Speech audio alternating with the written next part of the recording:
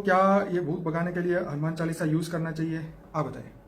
देखो, अभी ये भक्ति मार्ग की बात है जी मैं थोड़ा ज्ञान से समझाऊंगा। जी क्योंकि हनुमान जी राम के सेवक थे बिल्कुल। और रामावतार हुआ त्रेता के अंत में।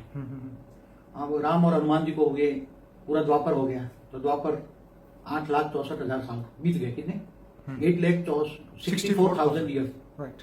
तो उसी टाइम तो राम की भी आत्मा में भी वो पावर नहीं होगी इसी वक्त, ना अब हनुमान की भी आत्मा में इतनी पावर होगी। कोई भी आत्मा जब धरती पर, चाहे भले जन्म नहीं लिया, सूक्ष्म में काम कर रहे हैं हनुमान जी, सूक्ष्म में, मगर आज उनकी करोड़ों लोगों की इन पर श्रद्धा है, भाव है।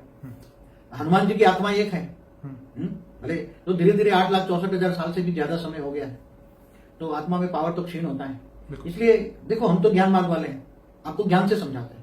हनुमान जी राम के सेवक थे और राम हमेशा 4 राम की बात है, निराकार राम, अविनाशी राम, स्थूल राम, साकार मतलब साकार राम, अवतार वाले राम। तो जो अविनाशी राम है, अविनाशी राम माना राम और कृष्ण दोनों ऑलमाइटी अथॉरिटी के अवतार थे।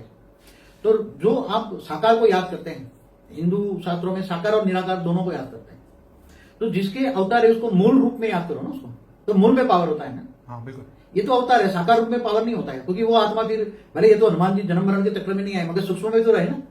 सूक्ष्म में जब इतने समय आत्मा रहती है तो थोड़ी नेगेटिविटी तो आती है। तो ओरिजिनल राम और कृष्ण की ओरिजिनल जो ऊंचे थे उन परमधाम, बेहद की कला के परमधाम में ऑलमाइटी अथॉरिटी जो निराकार रूप में है, उसी का ही अवतार है।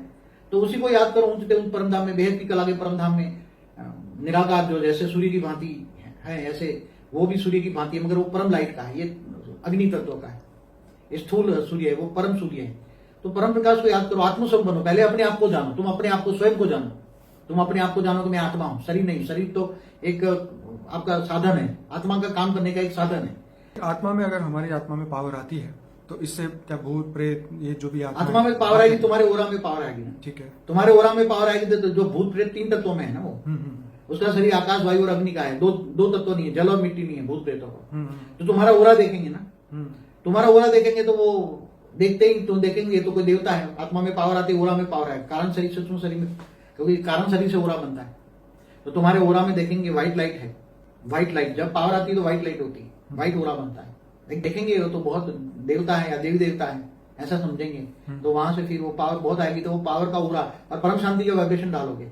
मन में परम शांति सोचो, बोलो परम शांति मिल जाएगी, पूरे घर में परम शांति के वाइब्रेशन फैल जाएंगे, तुम्हारे सूक्ष्म शरीर में से परम शांति निकलेगी। बल्कि तुम्हें जो कोई याद करेगा, दुश्मन भी याद करेगा, तो उसको परम शांति मिलेगी, सब कुछ परम शांति हो जाएगी। तो भूत प्रेत भी परम शांति के वाइब्रेशन से फिर वो भी परम शांति का शायद अनुभव करे, भी बदल जाए, नेगेटिव से पॉजिटिव बने और परम शांति का ज्ञान भी सुने। महादेव के अंदर पावर नहीं है तो ये तो रुद्र अवतार है ना, हनुमान में पावर कैसे होगी? आत्मा में पावर नहीं होने की वजह से